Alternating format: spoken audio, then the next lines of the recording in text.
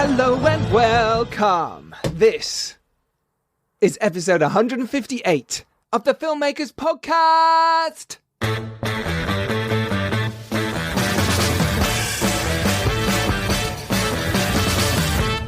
This is a podcast where we talk filmmaking, from indie film to studio films and everything in between. How to get them made, how to make them, and how to try not to F it up, in our very, very humble opinion.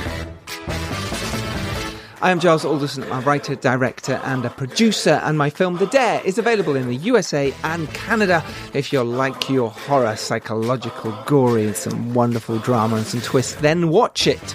Please do, and give us some reviews on iTunes and Amazon. It means the world to us, I promise you. And A Serial Killer's Guide to Life, which I was lucky enough to be one of the producers on, is available now pretty much around the world. So if you haven't watched that yet, please do, and give us some nice reviews. So, this is part 2 of our very special Make Your Film Online Summit. Oh yes, it is. It was recorded live on Zoom, and we did alright. I think we did alright with it. Obviously put the last one up on Tuesday. If you've not listened to part 1, then do. It's with Christy Wilson-Cairns, the fantastic screenwriter of 1917, and Colin Gowdy, the wonderful editor of Star Wars, Rogue One, and Monsters. It is a delight, and thank you all so much for your wonderful, wonderful feedback. I'm so glad you enjoyed it, and thank you so much to those who turned up and joined us. We really appreciate it.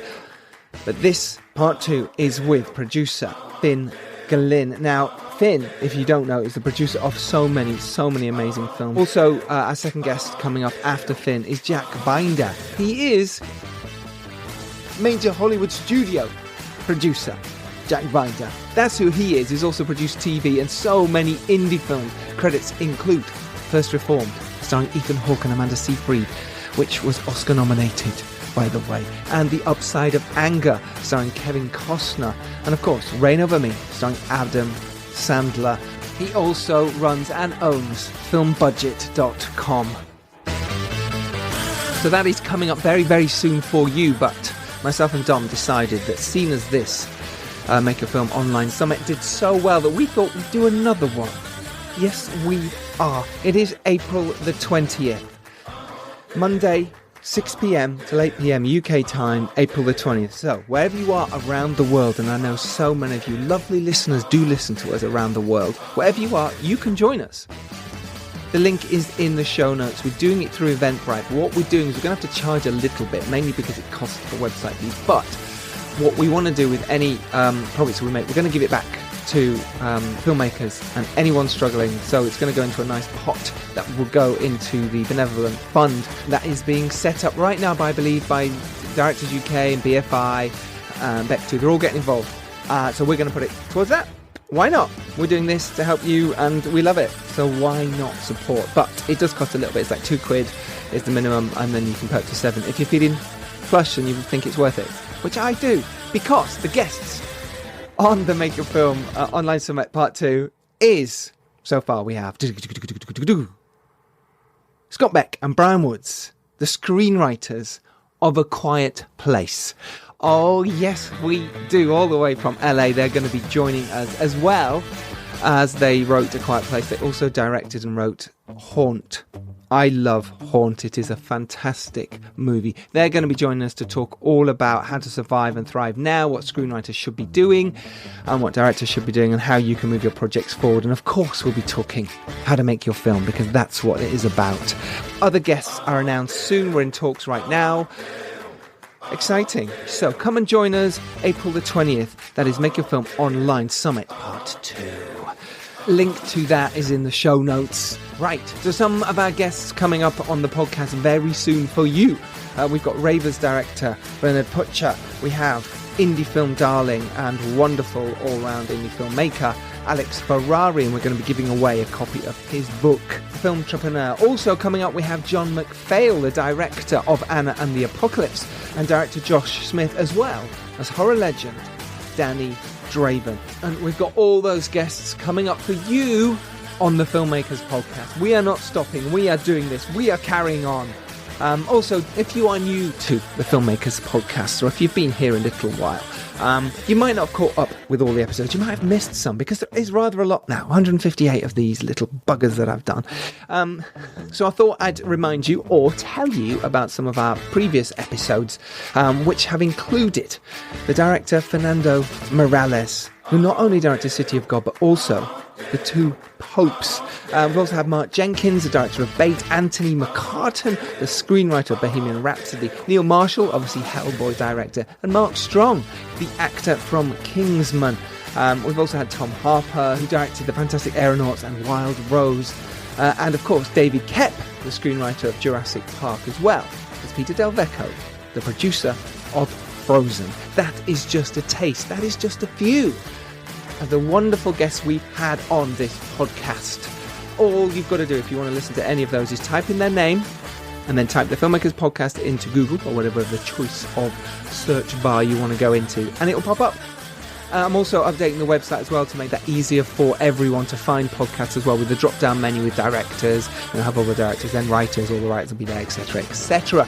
I'm updating that very soon and getting merchandise ready for you, because, hey, who doesn't like good merchandise from a podcast they like to listen to? And if you do like listening to this, which obviously you do because you're listening, and if it is your first time, welcome, and please join us more. Then do subscribe to us. It does mean the world to us on iTunes. Give us a nice review and tell your friends. This is how we grow. Okay, let's get to it. This is part 2 of our very special Make Your Film Online Summit, How to Survive During COVID-19, the coronavirus, and how you can get through it, and also how you can go out there and make your film. Okay, this is myself, fellow host Dom Lenoir and Robbie McCain, joining Phin Glynn and Jack Binder on this week's mashup between the Filmmakers podcast and the Make Your Film events. Enjoy.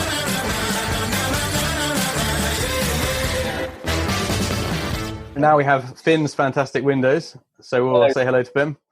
Hi guys. Hey Finn, thank you How are so you doing? much for joining us. So people know who Finn is, just to clarify if you've just joined us. His films that he's produced, they include Underdogs, That Good Night, Killer Retreat, Mad to Be Normal, You, Me and Him starring David Tennant, Waiting for Anya, The Intruder and End of Term, and most recently Dorman with Ruby Rose and Jean Reno. Welcome so much, Finn. Thank you so much for joining us. Hello. How are you surviving the lockdown? How is everything at your end? It's pretty easy. I mean, we've got enough garden space to sort of get some sun. We've got a spare bedroom so I can go away and work. We've got we're fine. We're fine where we are. We've got a nice green outside. We have a dog, so we have an excuse to go out every day. So same as almost everyone here, work from home. So it's really very, very little disruption for me. And in terms of the industry, what's your take on how things are at the moment in terms of emails, correspondence, phone calls? Obviously, projects are being put on hold, but we were supposed to be, as you know, we were supposed to be going off to Cambodia to shoot something, and that was really fascinating to watch the whole situation sort of slowly unwind, because we were looking at Asia, thinking, are we going to be able to film there? And that was the first reaction. And then 2 weeks later, it's sort of getting towards Europe, and then the insurers are saying, well, we're not going to insure anything, to do with coronavirus, and that makes everything difficult, and sort of everything begins to unravel there. But sort of as it moves further across, when we were getting that, everyone in America was going, well, actually, everything's still fine here, so don't worry. And then a week later, America had it, and our partners in Latin America were saying, well, everything's fine still here. So it was interesting to watch it gradually sort of move westwards, and sort of. Yeah, and the disruption followed it in that same way. So I think the industry actually closed down slowly, sort of in a sequence. So it has been frustrating, especially considering we're shooting in Asia, and then Asia was no longer the problem, Europe was the problem, and then America was the problem, and So yeah, it's been disruptive to that end, but people are still responding to emails. I think some people are reacting to it differently to one another. I mean, some actors are desperate to read. Some agents are desperate to read. And some are just saying, well, there's absolutely no point making any commitment right now. When this thing comes out, we don't know how further down the line it's going to be. We don't know what their commitments are still going to be. Everything's going to bunch up, or some things will fall over. So it's a good time to get people to read things, but it's a terrible time for them to commit. And I guess that's one of the potential pitfalls, especially in the sort of the Hollywood end, is that you often, I think we're going to have a lot of situations where actors are sort of, the agents are sort of signing up and saying yes, they're potentially free for this and they're interested, and sometimes you do get them on hold when they're never really going to commit. Now you're going to have that tenfold because there's going to be so many opportunities for them waiting at the other end. So it's going to be a tricky time to actually greenlight projects fully, I think. After this, I don't know if you agree.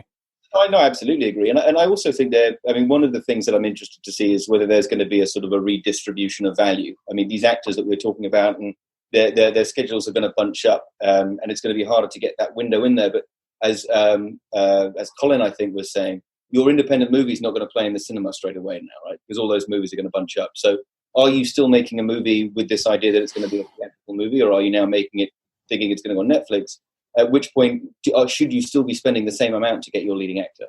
Because there is still this sort of hangover idea of who can open a film and who can't open a film, and who's going to get people out of their houses to go watch a movie. And that's, to a point, what you're paying for. You're paying for the talent, you're paying for the time, but you are also paying for the idea of this person is going to get people to pay for cinema tickets. If that's not the case, will there be a redistribution of value to lesser known actors who are just very, very good? And the idea of sort of putting it out on the internet, SVOD, VOD, whatever. And then it becomes about story, doesn't it? And I mean, I think it's always been the case that exceptional films do make it through, and it kind of does sort of burst past that concept that if you don't have a big name, you can't make your film a success. And obviously the Sundance winners and such like, sort of pretty good evidence of that. But I think, what you're saying is very correct. And there probably will be a big resurgence in very successful, well thought out indie films because of the lack of talent, I suppose. Absolutely. I mean, I suppose this year you're going to have less festival breakouts because you're going to have less. I mean, so far the only major casualty has been South by Southwest and now Cannes.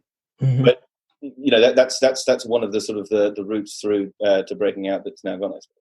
Yeah, and what do you think? What do you think is the best thing to do for people now who have got a film they were just about to go, or they're halfway through shooting? What do you suggest is the best thing to do for them right now? Well, so halfway through shooting, I mean, it's tough, and it really will depend on how robust your insurance and your bond were and all that sort of stuff. I think I would expect that there will be some films that are going to struggle to get back to shooting.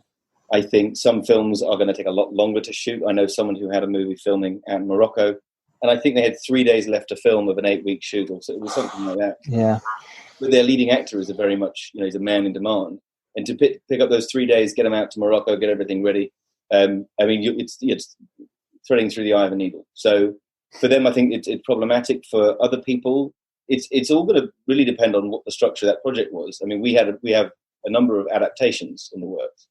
And you look at those and you think, well, there's option periods that are going to lapse, and you're going to have to renew those options. And how much goodwill are you going to get from the authors and all the agents or what have you? And so I mean, that is another sort of tricky thing. If it's your own script, then I think you push back. I mean, I think one of the strange feelings for me at the moment is that over the last 4 years we've done however many movies, but you wrap on a movie and the next day you start on whatever the next thing's going to be, right? However slowly and however gradually. But you are always building up to a movie. And I think right now it feels as though, for the first time for me in 4 years, I'm not building up to a movie in the same way. It's really quite passive. And on the one hand, it's frustrating because you're built for a certain thing. On the other hand, it's quite cool. It's quite nice. It's quite nice that there's not a bunch of people relying on you to sort of push this thing through. I mean, we were close, I think, I would hope we were fairly close to closing on a movie, this one that we're going to shoot in June. That's going to push. We're lucky that it's not weather dependent, so it can push to any time later this year or next year. And everyone's on the same team. The actors are all, pretty relaxed about it. The author of that one's pretty relaxed about it. So I think we're fairly lucky on that one. But then you're still looking at it and you're thinking, well, when do you push back to? When is safe? Are you pushing to October? Are you pushing 12 months? When is it going to be safe? And because you have to think, like, is it worth making the risk of sort of actually physically pushing it back to a certain date and then that date falling through again, or do you want to save that pushback until close to the time? So it's a bit of a gamble, I suppose, in some respects. Exactly. And another thing, it'll depend on how good your relationships are with your overall team. I mean, if you are able to pick up the phone to your leading man, that's incredibly helpful. If you're going through to an agent, I think it's a bit more convoluted. And I also think it really will question how much people want to do stuff, and that's a question you never want to be asked, because you always feel lucky to get your big star or what have you. And like you say, now they're all bunching up, and they all suddenly October comes, and they're all going, right, we go, and suddenly your lead actor has gone on to the other project. I mean, I suppose like now more than ever is a good chance to try and build up relationships if you don't have them with those kind of people, because you are going to have to know whether they're, you're going to have to know a little bit about them and whether they are reliable, or whether they're going to be stringing you along, or whether they're going to be on your side and they really appreciate your project. So I think it's a good time to get to know those people. And you've also got to think that, however well off a lot of these top dog actors are, I mean, everyone's going to need some money, because no one's going to be earning anything for however long it's going to be. And so you sort of do look at the 1 week, 2 week cameo roles and think perhaps, and now I've got a better chance at those roles, because those guys are going to want to come out and work and try and catch up and all that sort of stuff. So it's such an unknown, I think, is the truth. There's so many contradictory things that your mind goes through, and trying to rationalize it and then counter-rationalize it. And people still... Sorry, go on. I was going to say, are people still sending you scripts now? Are you still looking at stuff? Is this the time, or are you, like you say, you've just sort of gone, I'm backing off for a bit? No, not at all. No, so I mean, we're backing off on the idea of trying to get something away. I mean, I think that's unrealistic. We're definitely reading. In fact, we're sort of actively looking for sort of new stuff that we can look at. We are developing our own ideas with people that we like. We have a mad idea that we think we can actually film in the next few weeks that isn't about the situation, but is just a sort of a situational comedy that we think that we can still make work, or at least we're trying to make it work. And if it's not successful, then at least we've done something with our time, rather than sitting around twiddling our thumbs. Because I think it is important to sort of stay active, I guess. But yeah, so no, we're still doing absolutely everything except making films, I guess. It's great. That project you mentioned, sorry, Dom, that project you mentioned there, is it something you believe you can actually shoot in a couple of weeks or a month's time? Is you prepping it for suddenly we get the all clear that we can go out again? Is that the idea? We're going to try and do it right now. I mean, we have absolutely zero idea if we can achieve it, but at the same time, it's not going to cost us anything. So why wouldn't we take that gamble? Great. Good. It might be awful. It might be crap. It might be dreadful. And I think someone I'm working with on it is on this call. So I hope that's given them a good. It could be crap, could be awful. That's brilliant. That's good. Could be amazing. Could be amazing. I was just going to say, we had a question from Karine, which kind of ties into the cameo route, and what's the likelihood of starring in your own script? This seems to put producers off straight away because they want a name. Do you think the cameo route to get a name in, if you want to be the lead, is the route, or do you have another suggestion for that? What's your thoughts? It's horses for courses. Everything's different. I think that the idea of a cameo it can be weaponized in various different ways. I think if your idea is for you to be, or for anyone, doesn't mean. I suppose there's 2 points at play there. The first is it worth getting a cameo to get your film made, and the idea of putting yourself in it or not is sort of a byproduct to a point, because you can put an unknown, and that could be yourself or someone else, but the idea of getting a cameo is, I think the cameo should push you over the line. It shouldn't be your bread and butter. It shouldn't be the engine room. It should be something auxiliary. So I'm not sure. Well, I think it's to do with that with acting, but then I suppose the question there then is relevant to budget. Like, if you want to write something that you can act in yourself and you 100% want to make, then make something that's cheap and achievable. If you want to be a bit more ambitious and you think you've got a really strong project, then try and attach some talent in the supporting role. But I know several people that have been in that situation. It's always been a struggle for them, but no more unachievable than anything else. And again, it's one of those weird things where the more that you have meetings, the more opinions that you tend to absorb. And I'm sure that you will go into meetings with sales agents, and there will be a handful of sales agents who will say, "You need to get Bruce Willis to be the waiter at lunch, and that's great. We're golden, and we'll get a wide release." And there will be some people who will say there is absolutely no point doing that whatsoever. And so it really does break down into really, really specific individual project factors. And to a point, you should follow your sales agents because they know who they can sell to, or they think they can sell to. Yeah, who they think. So let's talk about finding projects then for you, because there's a lot of screenwriters here, a lot of filmmakers who are either made a first film or they're about to, or they're carrying on with their journey. To get projects to someone like you, to get noticed, to get seen for someone like you, what's the best way for people to go about that? Well, we've now got someone who is our development executive. We've tried to be all grown up and have a company and have employees, which is a fascinating thing within itself. And I think that the best way for us really is to go through him. And he takes submissions and he's a very quick reader and he'll read almost everything. And if it's good, it'll get pushed up. I think that we generally try and look more at the person than the project initially. So we have some people that we've worked with before and that will go, we kind of fancy doing something with X or Y or what have you. What's a good thing for us to do with them? What's a natural thing for us to do with them? Does it fit in with what we're trying to do? And then we'll explore that project a bit.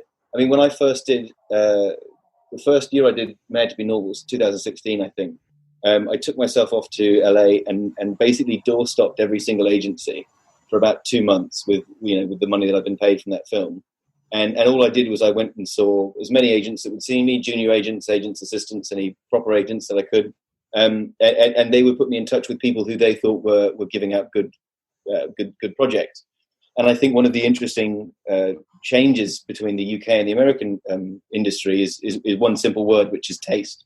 Everyone in America talks about taste and no one in the UK. Well, that's not true. Less people in the UK talk about taste. And it's such a crucial thing because the challenge in the UK is to get your film made. And the challenge in America seems to be to make a good film, because there's a lot of stupid money in America that will help you make lots of films that aren't necessarily as well thought through as others. So when you go out there, they talk about taste a lot and they say, well, I think your taste is like this guy. And you start getting introduced to these people and you come back and then you get pitched a bunch of scripts from the agencies, from the lit agencies. And I think that was a big thing for me personally, because you suddenly have these scripts that just feel a little bit more punchy, I suppose. But, those scripts came from somewhere as well. Those script writers came from somewhere as well. So, yeah. And what's the importance in terms of pitch decks, in terms of either someone pitching to you or you pitching externally as a sort of a producer?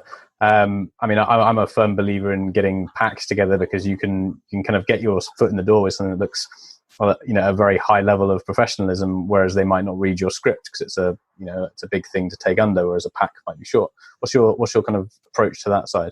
I think pitch decks are amazing, and if something looks, as you say, if something looks really good when it comes in, you're going to be engaged by it. You're going to give it a bit more attention. I'm personally absolutely dreadful at making them, so I tend to rely on other people to help me make them for our projects. But no, I think they're really, really important, because you might have an amazing deck and a crap script, but the chances are, if you have an amazing deck, you'll have a crap script that was at least read.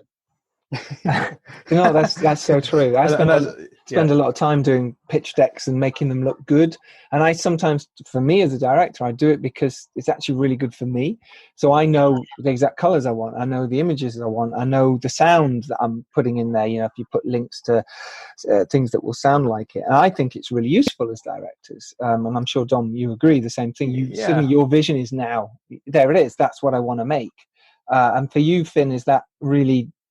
it's kind of good to see. You kind of see what the director or the screenwriter is trying to get across. Yeah, absolutely. I mean, yeah.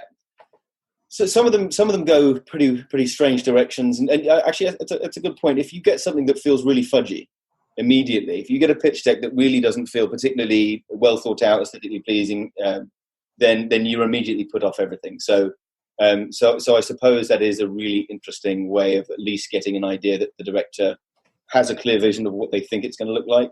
Has going back to that lovely American word, has a similar taste palette to yourself, because you do want to see those comps. They don't have to be written up as comps necessarily, but when you get to the page of the actors, if there's an actor that you like that they want for the lead, then at least you sort of think, well, we've got something in common here.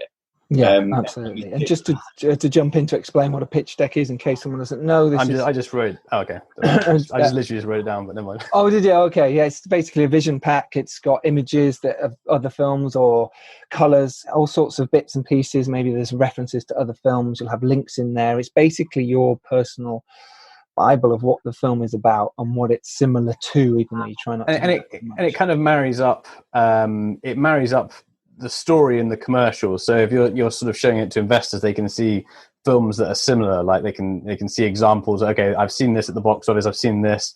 I can see how your product relates to these things that have made money. I can see how this person has done this, and that's why they're a credible, investable person, etc., etc. And you can kind of build the mood of the film as well, which someone reading not everyone is a creative who reads a script, and it might make them an easier journey to think, okay, this is interesting. But also, I mean, the thing is, if you're in my seat where you're the producer and you're across, let's say, 10 projects in any state of production. So you've got something in post-production, you've got 2 or 3 things that you're hoping to shoot in the next few years, and you've got things that are really early on in development, then it really does help to sort of get a bigger and more direct picture of what you're being pitched, because you might just read it quickly and not really sort of, probably engage with it. And I think that's one of the biggest problems, is that we are so busy. Getting a read out of someone, it takes a lot of time. Just to get someone to sit down. I'm very bad at reading things quickly, unless I'm motivated about them. Absolutely. And a pitch deck can help you, because then it can explain, have the synopsis and the longer synopsis, and you can get a good idea of whether this film is for you straight away, right? It also tells you the market. If you're doing a pitch deck correctly and you've really sort of thought it through, you should look at how other films in that sort of space have fared. Because if you're trying to pitch a film where there's been 6 or 7 similar movies, and they've all won, a few gold rosettes, but none of them have made any money, that's a tough sell. But if you've got an idea which is something that has been done before and done successfully and made money and been well received, or made money and not been well received, it's a good way for a producer to cut through it all and sort of see where he thinks you're going with it. That's great. In terms of working with a screenwriter, then you've now attached a project, or you've taken on a project that you like, that your script readers have read, and you have, and suddenly, let's develop this. What's your process then from there, of maybe working with the script a little bit with the screenwriter, maybe developing it a bit? What do you do there to help the screenwriter, or to put your ideas across to them? Well, I suppose what you would sort of expect from the screenwriter to give them that, their treatment of what this thing's going to be. So let's say we do a novel, we get the novel, and then we would expect them to do a vision idea, sort of a treatment of how they intend to turn this book into a movie. And then you work on that for a little while, and then they start doing a pass, and then you sort of really get into it. I mean, I would say that we're fairly hands-on in how we do it, but it's also, you do also have to always be prepared for the fact that your voice is going to be one of 10 to 15. So you one of the questions is, how much do you want to develop it before you pass it on? Because if you really want to get it pitch perfect, it can take years and years and years. And I know that for some people that's the way to do it, but for other people it's, let's get it to a point where we want to work with this guy, let's get it to that guy, and let's see what he's going to do with it. Because ultimately we want to make this, but we want to make his version of this, not necessarily our own. Yeah, which is very true, because you can get collaborators come on, whether that's a director or another producer, and quite substantial developments will happen to it anyway.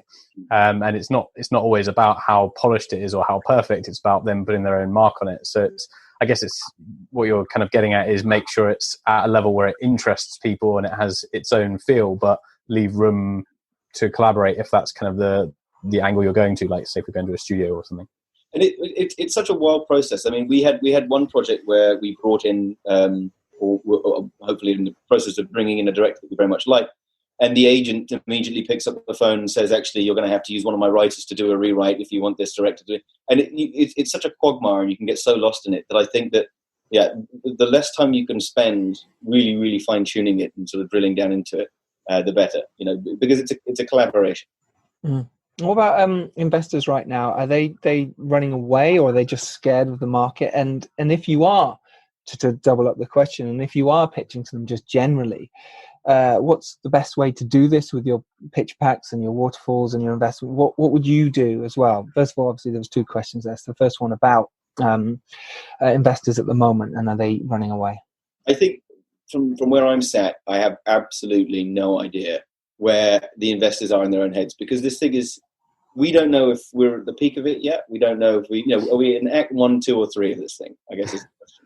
Yeah. And I think that everyone's in there with us. And I think there are going to be a number of investors that get cold feet. And that's not just private investors. That's, the industry lenders?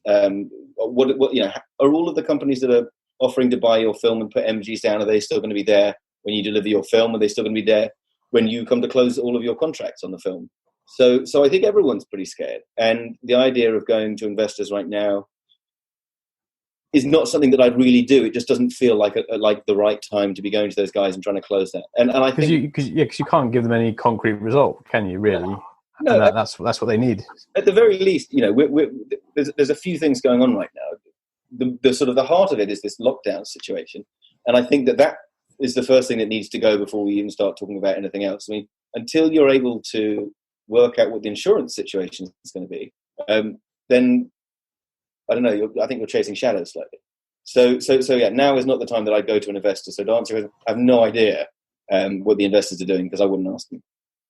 Great. Okay. What's the second part? Yeah, the second part was how would you generally just talk to investors? What would you say? What you actually showing them? What you delivering? I suppose there's a lot of filmmakers listening and watching who want to know how they would actually approach the investors and what they're actually delivering to them at this stage, an early stage. I think much as it is with all the creatives as well. Actually, you've got to sort of isolate what the investor wants. Because there are some people who want to take debt, and there's some people who want to take equity, and there's some people who want to take really specialized things like score or tax credits or whatever else. So I think that you need to work out what they want, and equity, which is of course the risk money, that the last out. You've got to work out whether they are doing it because they want to make a movie, they're doing it because they're passionate about this project, or they're doing it because they think it's a business opportunity. And chances are you'll probably get a little bit of all three of those things. So you really need to work out what they're looking for and then try and tailor the pitch to them for that. So if all they want to do is have a bit of fun, then this is pitch A. If they want to make a serious business strategic decision, then here's choice B or 2 or whatever, I can't remember what I said. So really it's that. Really it's about trying to find out what they want and seeing how best you can facilitate that by still asking them for money, but making it as appealing as possible. Do they want an EP credit? Do they want to fly out to the set, or do they just have a lot of faith in this, or are they passionate about this particular subject? And that's really what you need to work out, because you will go with estimates, and you will go with your actors, and you will go with, but really know what they want before you pitch them. And is that something you just ask them? Is that something you just happily just go, so what is it you're looking for out of this project as a whole? If you're very bold, you can, but I think that you need to try and do it without directly asking if you can. If you can't, then you have to ask directly. But try and ascertain what they're looking for without that. Yeah, great advice. Thank you. And what about budgets at the moment? Then is it a good time for people to sit and be really working out their budgets and going through that process at the moment, as well as the pitch decks? I think it's really important for people to be working on their below the line costs. I think that's a really important thing to do right now, to make sure that what you need to make it, you will have, and that you can make it. Cool. So everyone knows below the line costs are not your main sort of actors and your main headliners. Below the line cost is pretty much everything else. Yeah. So don't try and work out what you can pay an actor, and probably don't work out what you can pay yourself, and don't work out what you can pay the producer, director, writer, whichever one you want. I mean, that's really what you should be looking at, and you take a chance to go and look at where you can film it as well. I mean, because a below the line budget, or any budget, is only a budget where you're setting it and how you're making it. So, if you think about your story and you think, actually, I can make this in Fiji, well, the good news is that they've got a great rebate. It's quite cheap. So maybe that's a different way of spending your time. Because that's a very good point, actually. Just to touch on that briefly, is that like all around the world there are like 40% tax breaks in various countries. So that's very worthwhile if you're thinking of making something abroad. That is, look at the industry and the infrastructure. Yeah, exactly. And I think that's a really good place to spend your time right now, because trying to work out what you're going to pay an actor, I think you are chasing your tail, unless they are some way absolutely wedded to your project and so passionate that you can pay them a bag of peanuts, and then it's a very difficult sort of sum to try and create. And talking of actors and all that good stuff, is how do you attach actors generally? Are you going direct through agents now? Have you got enough reputation? And how did you first start off doing that and approaching bigger names to be in your projects? The first project we cast one actor through an intermediary, a friend of mine who knew them. And the moment we had that particular actor, we suddenly had 2 other actors from their agency. and we didn't use a casting director on that film because we had it just sort of snowballed from there, actually. And then when it came to the second film, we'd never used a casting director, so we didn't really know anything else other than that. And so really, I mean, we've done films where we've just been hired to cast it now, which is an interesting experience.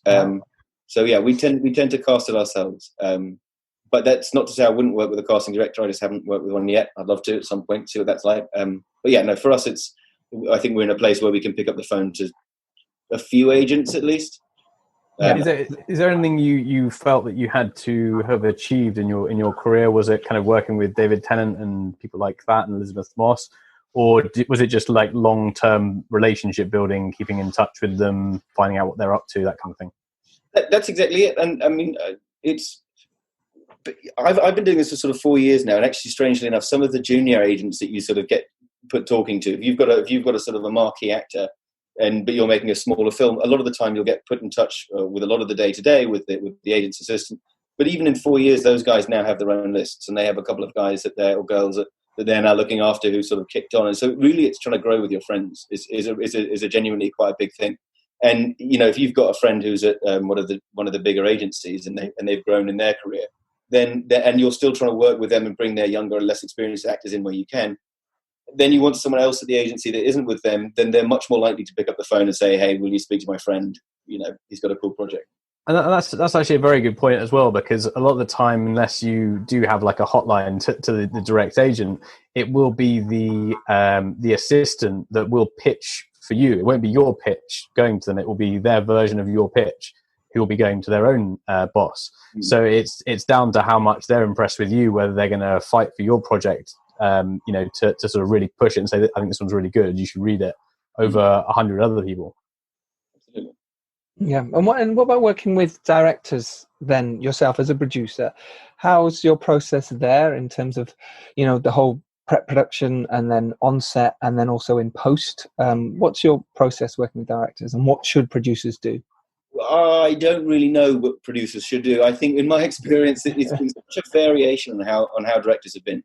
We've had a director who's tried to cut us out of the editing room and said, you're not saying anything until I have a cut. And you have other directors who are sending you absolutely everything they have the minute they have it to try and sort of collaborate on it. And I think that really it's about trying to find the best working relationship to sort of, number one, keep things moving. Don't be a roadblock, because ultimately you've got to get the film finished. And sort of try and, where you can, in my experience, try and work with them to what's going to make them most comfortable and most confident in the job that they're doing. Don't try and second guess them. Don't try and put them on the back foot.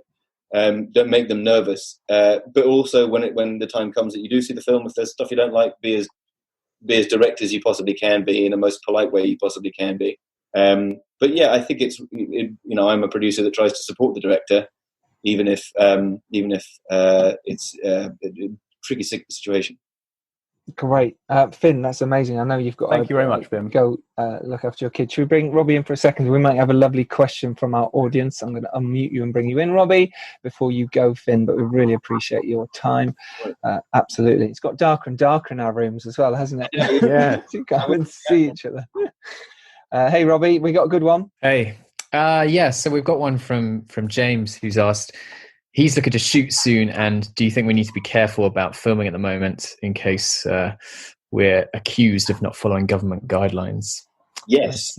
Yeah. Yes, I think absolutely. Yeah, I think that you get slapped with a fine if you go out and try and film somewhere you shouldn't be. I mean, what we're talking about filming at the moment would be in the home, in the garden, in sort of land belonging to people involved. I would really not encourage anyone to sort of break any of the guidelines and go out and do anything.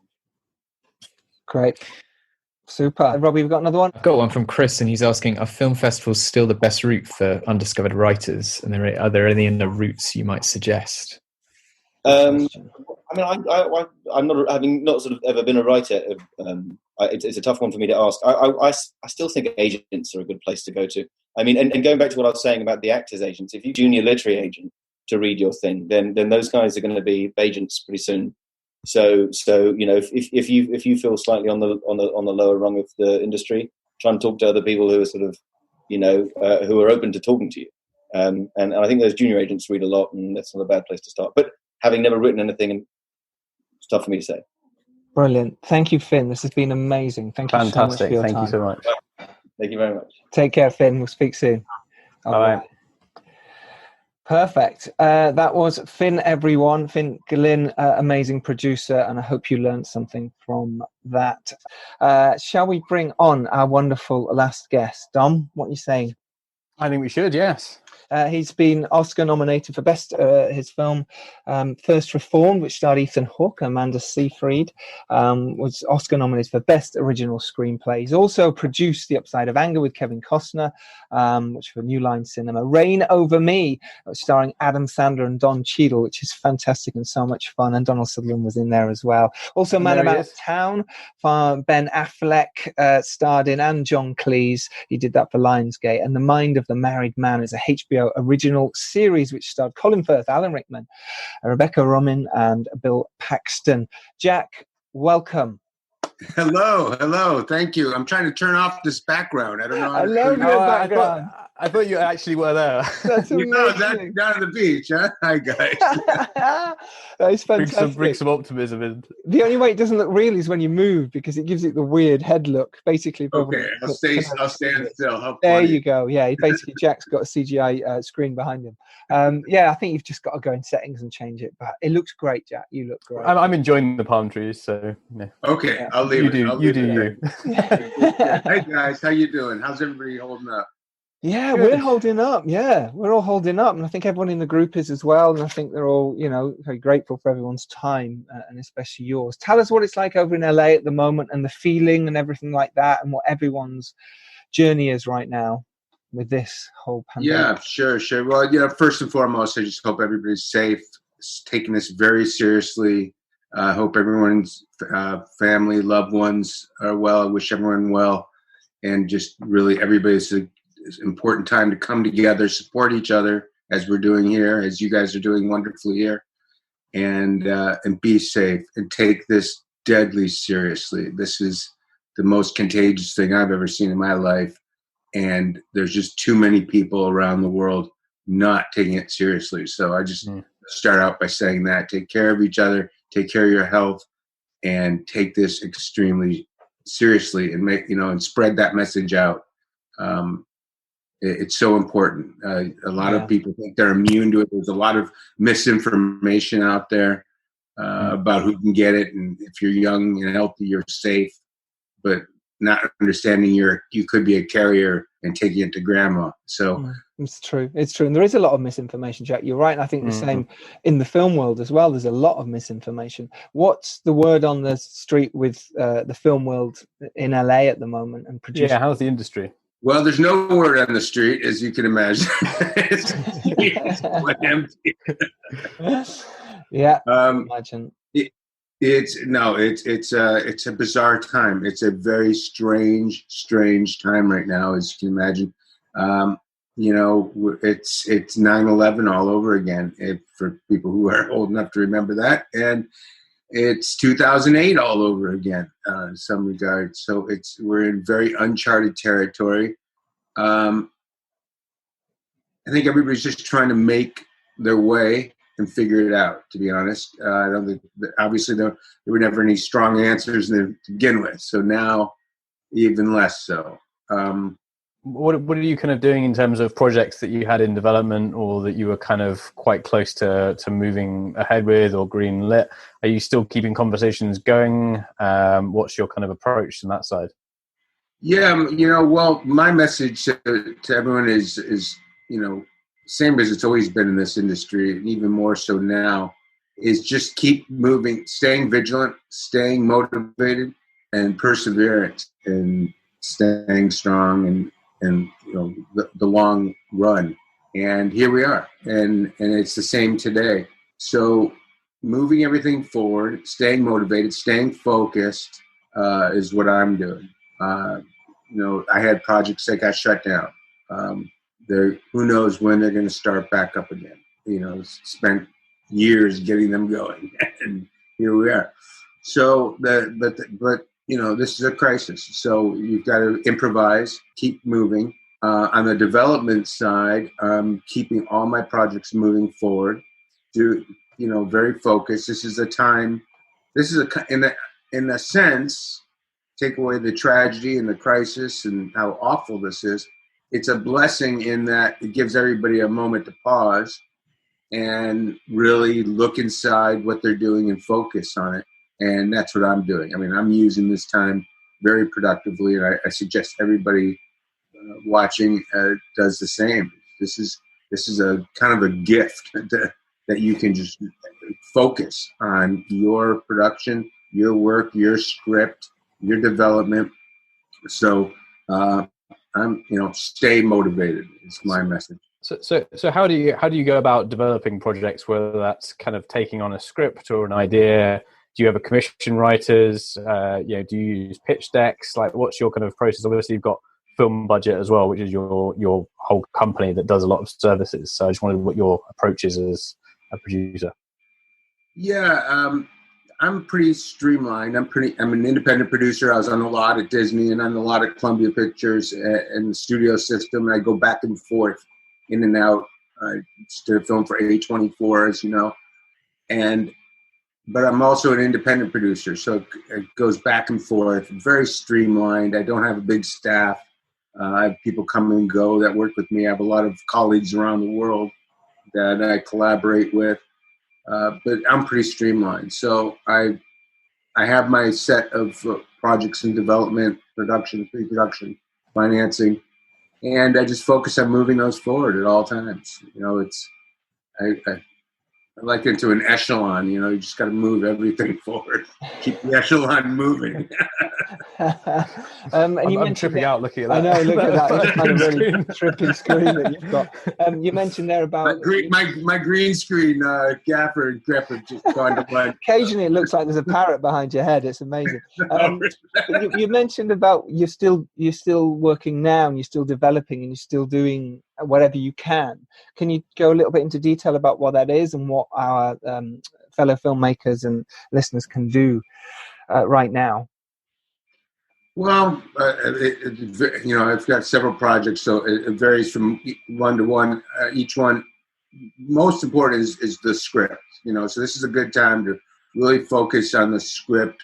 I've got a couple of doing rewrites that just taking the time to really make sure it's polished and in good shape. The last thing you ever want to do is send out a script that's not ready. That's the kiss of death. Yeah. So, so many people I don't look at so much these days because I'm so full with projects, but I used to get so many scripts across my transom that just weren't ready. And, I can't emphasize that enough. Get other people to read your script. Get friends to read your script. Get your family. Get your worst critics. Not people that are going to give you what you want to hear. The people who are going to be fiercely critical of what you're doing. And take that all on board. And, just don't go out with a script that's not ready. So to answer your question, I'm using this time to make sure I'm not going out with a script that's not ready. The same applies to you as well, doesn't it? Because, you've got like probably hundreds of scripts that are sent to you all the time. If you've got someone that you don't know particularly well that's trying to get their foot in the door with you and they send you a script and the first 10 pages are awful, it's very unlikely you're going to ever give them another chance unless something drastically changes, externally for that person. So you're kind of blowing your chance, and that's the reason for it, I guess. Absolutely.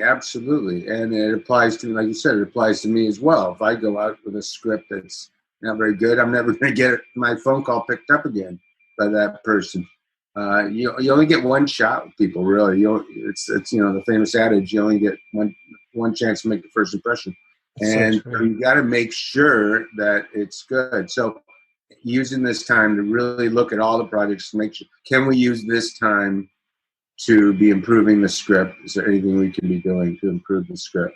How do we know when it's ready? How do we know as producers that it's ready? Because we could tinker forever. That's something that we've talked about a lot, is you end up just constantly tinkering. How do you know as a producer when you feel it's ready to go out? Well, it's a good question, and it's something to be careful about. reluctant to go beyond that point, and very cognizant of that. And you have to be, that you don't get to a point where you're ruining the script now. You're overdeveloping it and overthinking it. I mean, it's a tough question. Backing up a bit, don't make a movie unless your screenplay is amazing. Yeah, absolutely. Right. So if you don't think this is good enough, let's go. You're not. There's no reason to do that unless you just want to make it in your back garden and you're happy with that, and you put your dog in it. You have to. It's got to be amazing. It's got to be worthy of other people seeing and spending their time and money to do it. So it's got to be amazing. So focus on that. And when you get it to a point, how do you not go in circles? Is what you alluded to. Don't unravel it. Some scripts are more delicate than others, right? And some of them are woven by the writer, and that's why I'm reluctant that when producers come in too much and try and interfere with the process. I think it should be the writer and the director. The producer has a lot of guidance on it, but if you get too many producers telling the director and the writer where to go with it, you can end up in a stew. And so, one string you can pull on and the jumper can unravel. So, I'm always aware of that. Depending on the genre, some are more susceptible to that than others. And how many? I mean, say if you've commissioned as a producer to sort of, you've got an IP you're interested in, you're maybe adapting a novel or a fiction book. What's your process in terms of like getting notes for it? Like, do you wait for a second draft, give your own notes, then you wait for a third, and you send it to 2 or 3 people? Because it's if you send it to too many people, you get bombarded with notes before you've even fixed what you want to fix yourself. So how do you sort of streamline and control that process of actually getting that feedback? Yeah, I wouldn't be, and I never am, afraid of getting too much feedback. You can't get enough feedback. It just get bombarded. That's the whole point. You want all different views. Movies are unique.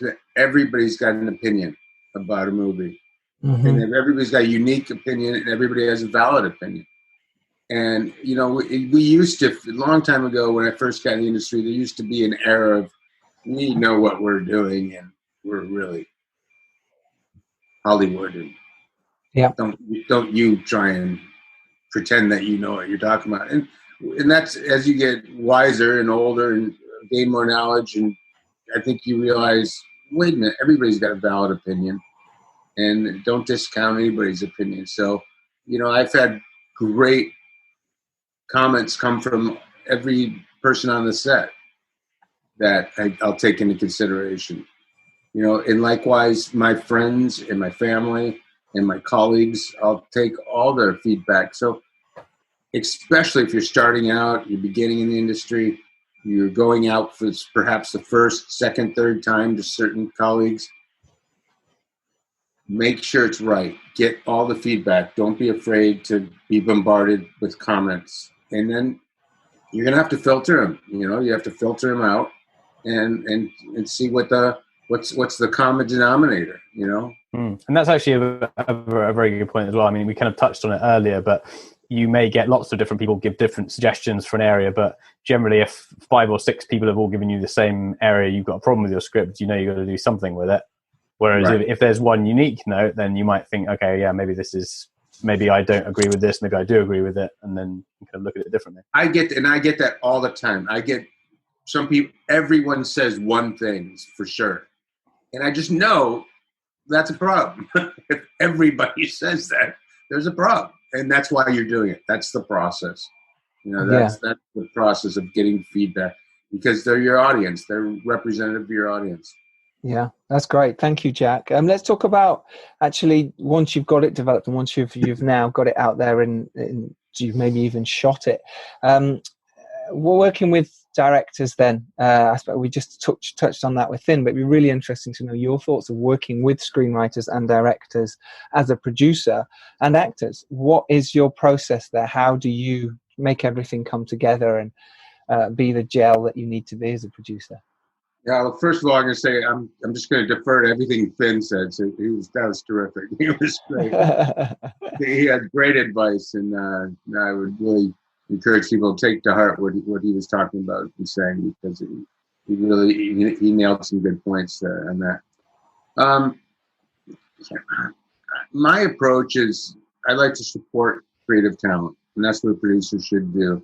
I'm not one of these guys that wants to step all over the creative process, and a lot do. A lot of people. The producer role is from 0 to 10, super creative, running the show creatively, 0, no creativity, and I'm somewhere in the upper half of that, but certainly not up toward a 10 level of being overbearing in the creative side. So my philosophy is to support the talent, support the director, support the director's vision as it fits into the overall concept of the project and it going to market and being a good film. So as a producer, that's our role, is to support the creative process and bring it to light. I mean, if you don't believe in it, you shouldn't be doing it. If you're doing it for some other reason than you believe in the creative vision, or you feel that your input's going to get the project to the right point where it's a creative success, then you shouldn't be doing it. And if you're at loggerheads with the creative side, maybe you don't have the right creative team, or not the right creative person for the project. So the answer is support your filmmakers. Believe in what you're doing.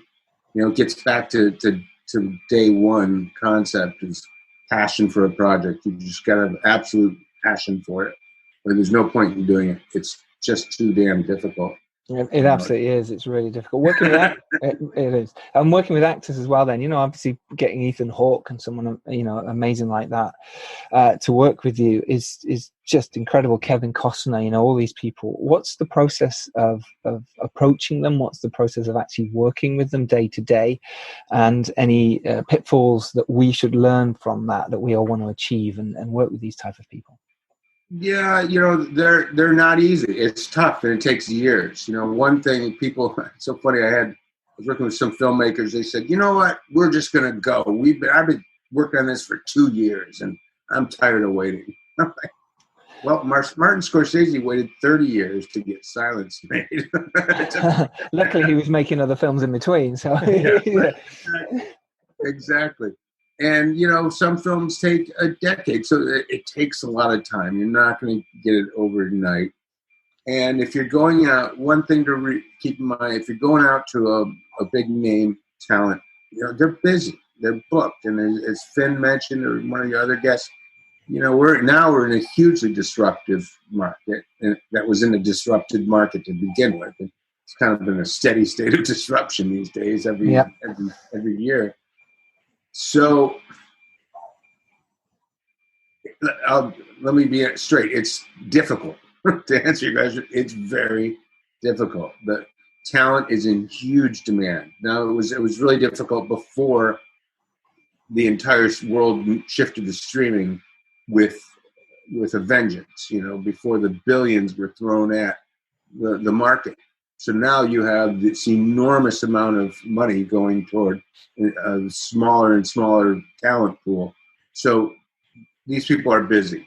They're working. They're expensive. The rates are going up. So to answer your question, you've got to use every way you can to get to that talent. If you have personal relationships, try and use those. It's difficult, though. A lot of people put too much weight on that. I know this person knows the trainer that knows, the actor, and I'm gonna call him and see if I'll get him that script. I wouldn't put too much weight in that, because someone who knows someone, that they're not going to be a funnel to that actor just because you want them to. So, right, okay, it can happen, but don't depend on it. Phin nailed it the best. I think the best way is the agent, and going to the agents are the best way. Working with the assistant, the junior agents, and making yourself known, approaching them, trying to get them to read it.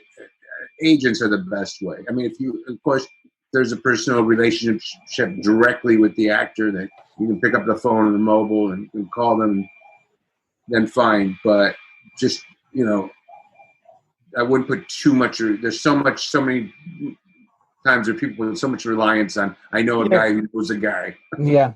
Because I suppose the problem as well for that is that say if you're an A-list actor and you've got your friend that's like, I don't know, a second cousin or something, and he's always hitting you up every third week with this brand new amazing script. Like within like one or two deployments of that, they're not going to take any notice anymore, and it's not going to go anywhere, and it's going to probably sour your project. So you're going to be very aware of who it is, and if they have actually got a good connectionship anyway. Absolutely, and anyone worth their salt will say, "Yeah, sure, have them call my agent." Yeah. No problem. Happy to. I had a great story. I was at what's the guy's name? The Topher Grace. I was at a party in Topher Grace, and I thought he was good for a role, and I was there. And I said, I'm just going to go for it. And I mentioned to him, and he was just so lovely. And he just went, that's my agent over there, Jim. You really should meet him. I love it. And it's just, and any actor will do that. And any friend and mate that tries to pitch someone to him will probably do the same, because they don't know. His trainer doesn't know a good project. But, now, never say never. Use what you got. Yeah, absolutely. Any way in, I suppose, is what you're saying. Any way in, which is a perfect question. We've got a question here from Jess Gislason, who actually was in my Knights of Camelot film, and he's a fantastic actor and fighter as well. He wanted to know how an actor like him would get on your radar. Obviously, now he is, because I've mentioned him on here. But in terms of generally how actors like that would get on a producer's radar, like yourself, how would they go about that? First of all, I wouldn't target producers. I'd target directors, because they're the ones who cast the film. Yeah. And, a producer could suggest you to a director, but it's the director's decision. There's a million ways these days with, opportunities like this, social media networks. I get a lot of emails from people that, send their materials in, reels, connecting, people follow me at my Facebook page, Facebook.com/movie budget. And so they can, make themselves known there. And, it's a good question. I mean, Stage 32 is a great site. Yeah, it's a big American site, stage32.com. Yeah, actors can get on that. Creators, filmmakers, it's very good. Yeah. So I'd say now more than ever, we have incredible opportunities to make yourself known, to reach out to people through social media networks, I would say. Yeah, and I think sometimes as well, like my what I always say, if you're trying to get sort of noticed as an actor, is like, if you've done a short film that's done really well at festivals and it's getting like really good feedback, send a film through, because sometimes you might be more likely to get a director or a producer to remember you from watching that than one showreel amongst many, as a sort of as an email. And if it catches them, then they'll think, all right, yeah, I remember them from that, and then it's an interesting route to go. And I've sort of come across people through that route as well. Right. No, absolutely. And people do that. People send me links through my social media networks with a link to their film. You take a look at my film, or look at my demo reel with headshots in there. And yeah, I mean, that's a valid way to do it. Definitely. And, opportunities that didn't exist years ago. No, absolutely. What have you learned along your journey then that you've taken to every film, I suppose? I mean, I imagine every film's a learning curve. It definitely is. What have you learned from the beginning to now? And is there any advice you can give us and the people listening who are starting out? Ooh. Can you be more general? well, you started in independent films, didn't you? And you've worked in the UK as well as the US. when you were getting your first independent films made, you were trying to get to some of the, the bigger actors, say, you were trying to sort of go through those challenges. Like, how did you sort of go from, all right, I'm making a small film, to, all right, someone's kind of ready to give me a chance and a break? Right. Yeah. No, I see. Well, the screenplay. It all started with the screenplay and being a great project. I started out in the comedy world, doing independent comedy concerts, and then eventually filmed one live, and through long story, but sold to HBO, and then came out and started up in the business and worked my way up through the ranks. You mentioned England. I made 4 movies in London, which I just loved. You did. Yeah. And I worked with my brother in the early days, and he was a writer, and I'm the producer, and he was a writer, and then he was a director, and it started with the screenplay. He's a fantastic writer. He writes and he rewrites and he rewrites. So, what's the takeaway and the underlying principle? Well, you got your mug. Show your mug. Again? What, this one again? Hilarious. Hilarious. 2 mugs. It's all the screenplay. It's all in the screenplay. It's all in the screenplay. Yeah. It's got to be great. Because it doesn't matter how good your film is, like how well you shot it or how well it's acted. If the story's not good enough, people always come back to that. It just doesn't matter if you have the best shot in the world. Well, exactly. And we got lost in this world for a while. When we switched to digital, we all got lost in this world of what camera am I going to use and what resolution. And, we all got in this techie, geeky world that we were never thinking about before. It was a film camera. That was all you had to know. It's a film camera. So what did you focus on? You focus on story and directing and talent, and I think those are the strong principles that are most important. Absolutely. I think we're over that hump now of talking about tech and what camera I'm going to use. Sometimes that's people's first comment to me is, I want to shoot it with X. I'm like, script, screenplay. Dialogue. And the extension of that as well is like, going back to, I guess, everyone we've covered, is if the script's good, if the the acting is good, great.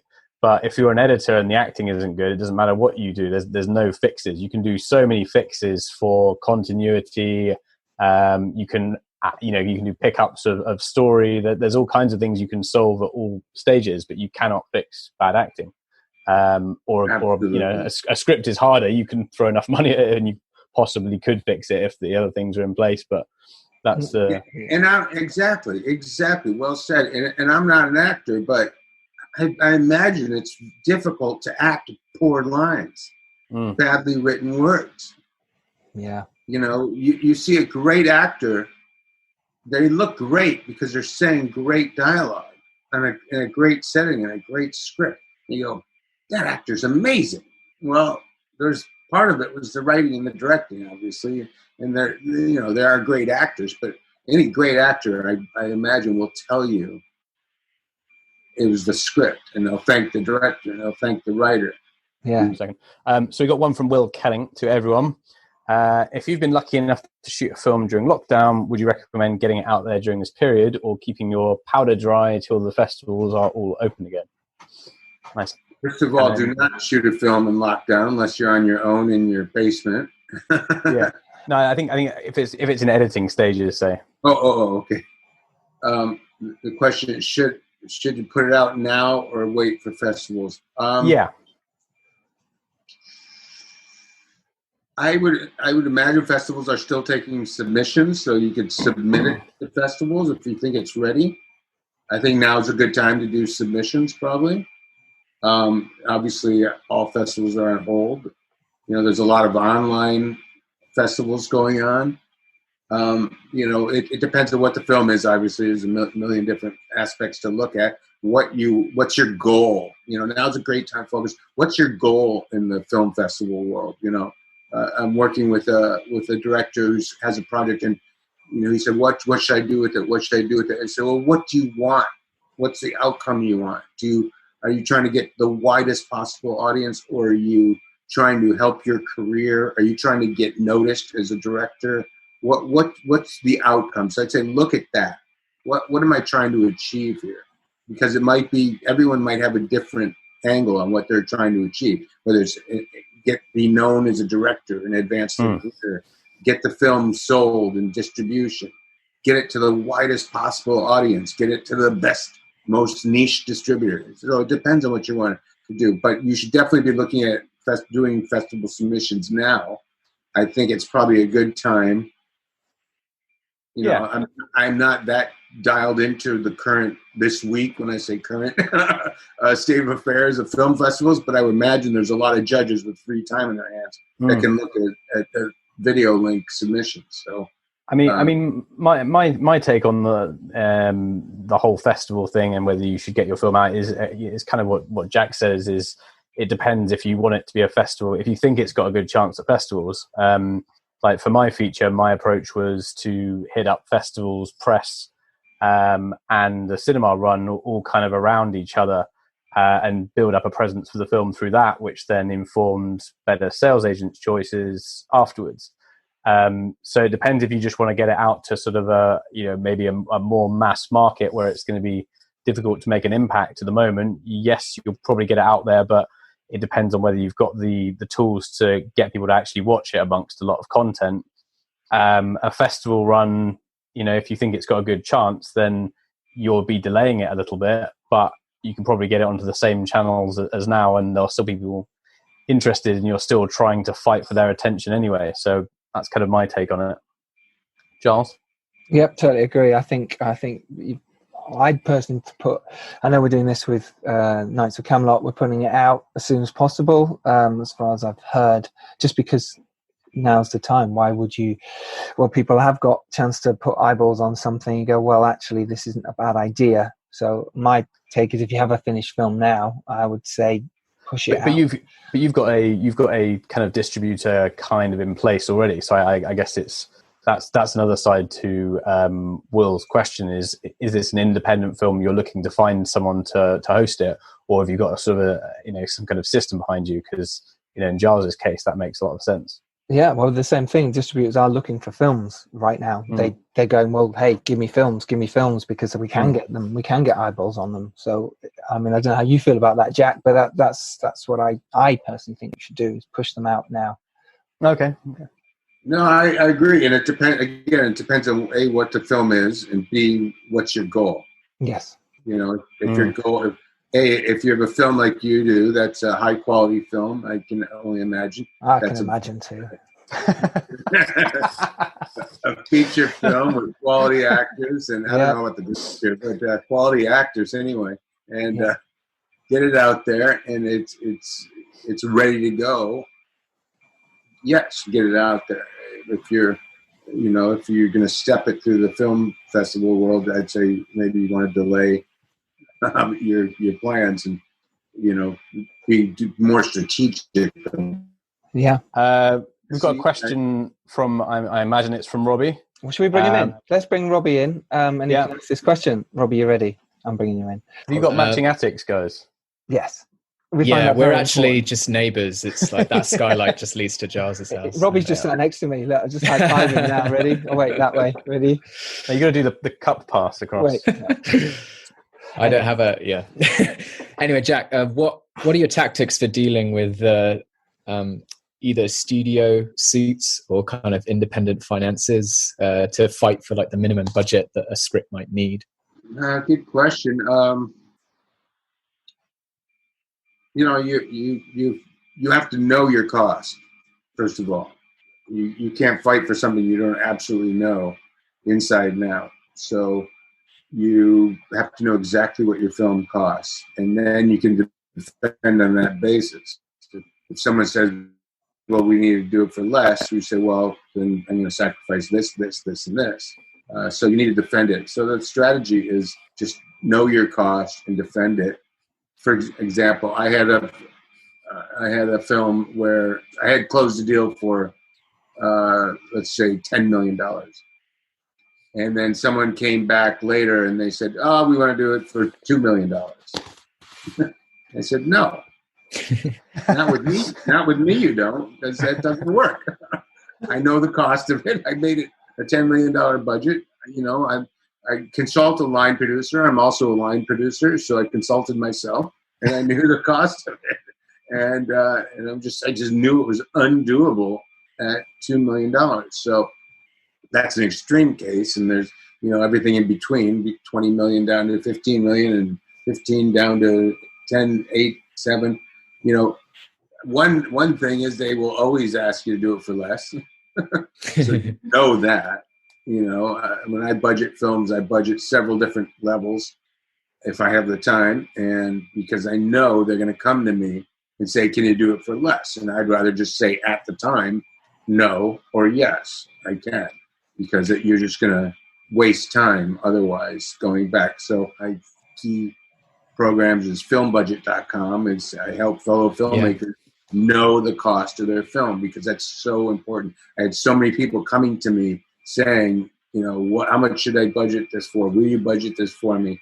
What's a good budget? What's a good budget? And I just, after about 1,000 times of that happening, I said, look, I'm going to have a little, a side hobby, and it comes in handy every crisis. So and it has to be said as well that it's kind of down to, it's false economy if you're trying to trim the budget, for trimming the budget's sake, and you're cutting back on stuff that's going to add to the production value, or it's paying for something that's vital for it to actually succeed. There are certain brackets in the different film tiers that will make it a success or not a success.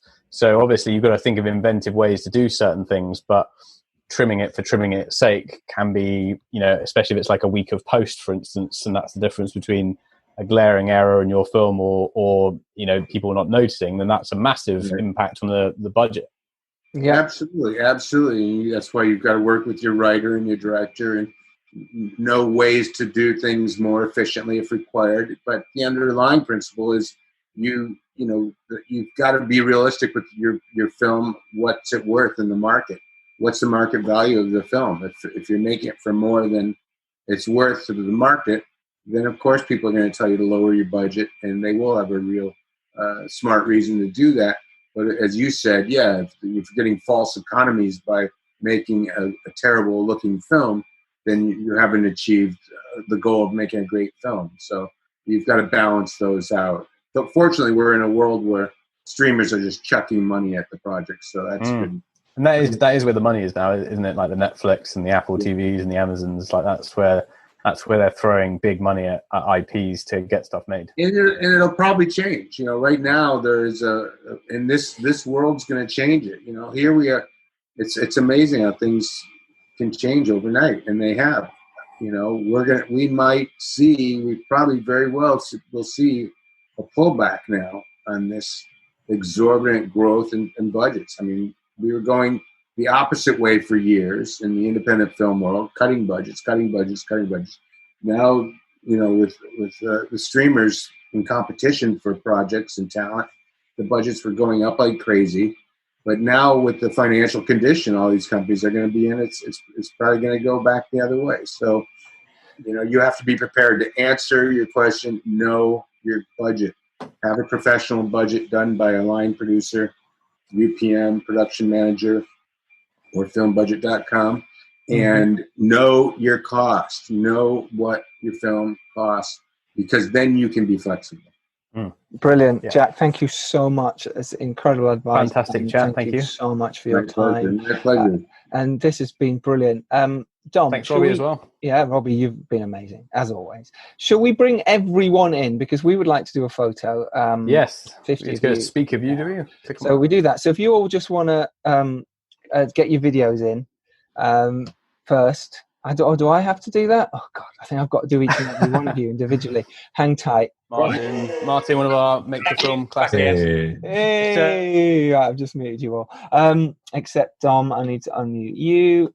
And Robbie, I'll unmute you. Right, cool. Thank you so much. And Jack, special privileges. Absolutely. And Colin, unmute. Going back to the beach. Yeah, go back to the beach. We're slightly jealous. Yeah, absolutely. No, actually, they closed all the beaches. Sadly, we can't go. Okay. Makes sense. Hey, Jess. Hey, Audrey. Hello. Right, everyone. Thank you so much for joining us on this first attempt at doing this online event and just trying to connect you all and keep you all together. Thank you so much. Like I say, this will be up as a podcast later on this evening sometime when I do that.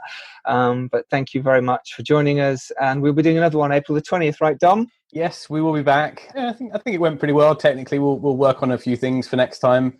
I think this was a good format, and we'll try and take everyone's questions again next time and keep everyone surviving the lockdown.